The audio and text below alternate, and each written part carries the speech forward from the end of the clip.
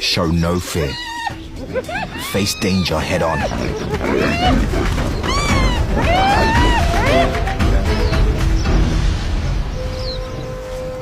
Salika had only just begun to learn her mother's skills. Now she must show she can lead the clan. The respect of the clan is hard won, but she's proved she has the courage to lead.